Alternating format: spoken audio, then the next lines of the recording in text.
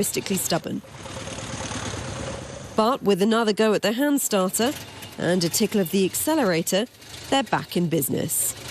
Really exciting. Yeah, very exciting. Yeah, I'm just happy to the car making that exciting noise. Are we all going to make it? Yeah! Back at the start line, it's the women naturally leading the way. The launch of the run signalled with a ceremonial tearing of flags. And with that, the first cars are off.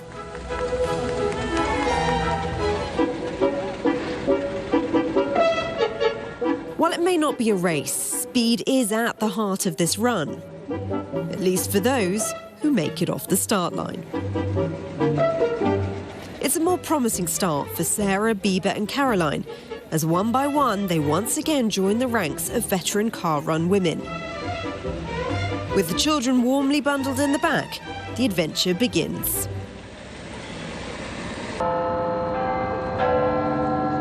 It's a spectacular backdrop through London as the cars, and some braided penny farthings, pass through the city's most famous landmarks, living history on 21st century streets. The run celebrates a dramatic gear change in UK automobile history, which shaped modern motoring as we know it.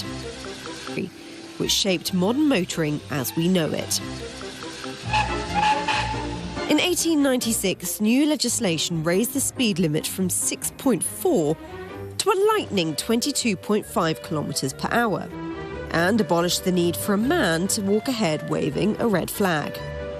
To celebrate, early motorists drove from London to Brighton, sparking the more than a century-long tradition enjoyed to this day. And while men may still outnumber women, dozens are now driving the run, with Sarah, Bieber and Caroline looking strong as they breeze through the city. Safely out of London, Caroline and the de Dion and Sarah and the Panhard pull over for a well-earned break. We were here first. You were here second. Oh yeah, we were here first. As they tick down the kilometres to Brighton, it's time for the cars and the drivers to rest and recuperate after a smooth first leg. She's doing amazingly. I don't want to jinx it, but she's doing really well. The car doesn't sound quite as perfect as I would like it to, but it's running very well, it's pulling away well, and really, as long as it's running well, it doesn't matter. But as the other cars sputter to a stop, one is missing. And concerns growing for Bieber and the tricky Darroch. Despite the challenges, the magic of veteran motoring's not lost on Sarah's grandchildren. It's really fun. Like, I normally wave to everyone there. With Bieber's With Bieber's daughter Cara, the latest in the female line to embrace this world. Some of these cars just like go on show in museums, but to know these still work and they're like 100 years old is really cool.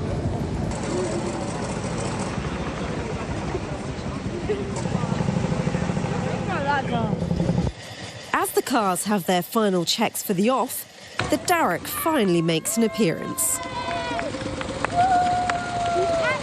Some battery trouble almost ended its journey, and now even parking's proving tricky. But after some tinkering, I'm pretty sure my husband wanted me to hold the spark, which would have given me a massive electric shock. it appears to have been resolved. There was a slight concern as we stopped thinking, oh no, this one's going to let the side down again. But at the moment, everything crossed, we should be okay. With a bit of old-fashioned elbow grease, they're all back on the road.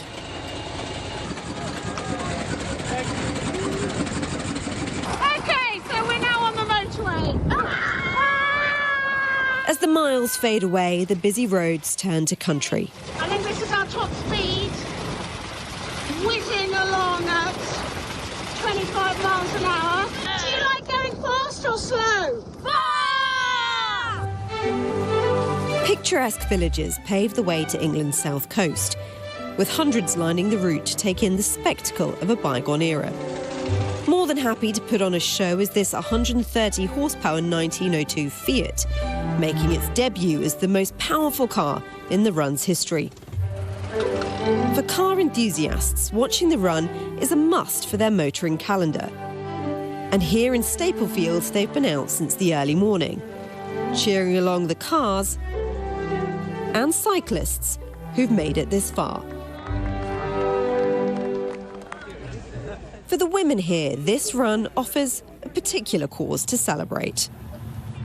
I'm a woman driver of classic cars as well, so it's great for us women to be up and out on the road and enjoying these beautiful classic cars. The fact that people are able and willing and happy to drive them, it's great because it keeps the history of motoring alive.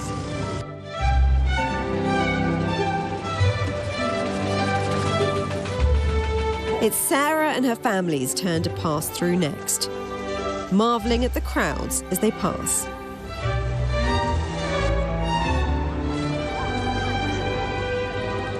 For the drivers here, showcasing these cars is about more than the run itself. It's key to keep maintaining its rich history for future generations. Frankly, if people lose interest, then I'm afraid it's a sad day for us. If people aren't interested in the cars anymore, then I'm not sure that there will be a groundswell of opinion to keep them on the roads. Out of Staplefield, Brighton's becoming tantalisingly close. But the biggest challenges of the route are just beginning. The roads are becoming increasingly hilly, and the cars are starting to struggle. Look who's behind us! Oh my goodness, are they going to try and overtake?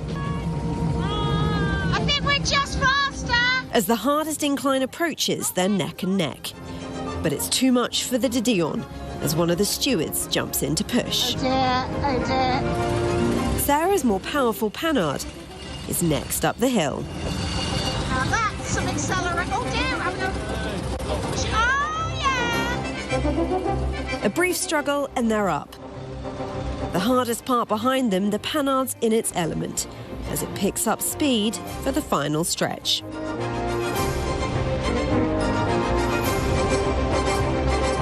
Sarah cruises into the outskirts of Brighton, alongside Caroline and the de Dion, as the cars puff and push their way through the final kilometre. All right, well done.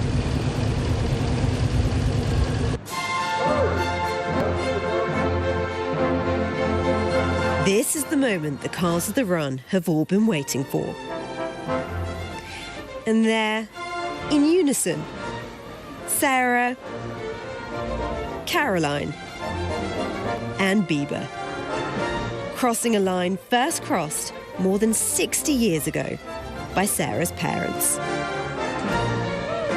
I saw your mother drive the Little Panhard, yes. When it had solid iron tyres. Sarah and her daughters once again flying the flag for the women of veteran motoring. We made it! So exciting and lovely to have all three cars achieve the run.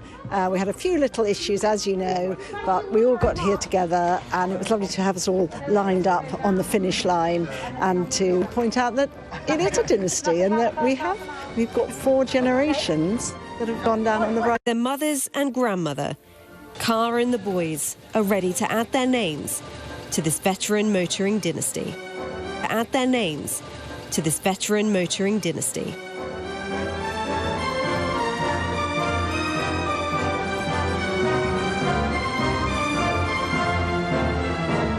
They're talking about which cars they're going to drive. Yeah, it's such an amazing opportunity to have. I can't imagine anyone, frankly, if you're told, right, get in a car and drive from London to Brighton, and all the experiences along the way, why you wouldn't go for it. Theirs is a journey through generations, with plenty of automobile adventure in motoring.